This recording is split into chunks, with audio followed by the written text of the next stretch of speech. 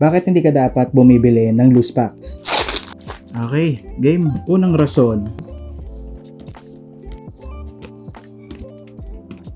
Pangalawang rason.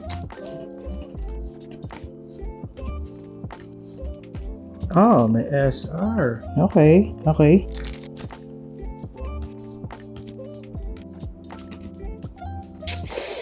Fourth pack. Last one.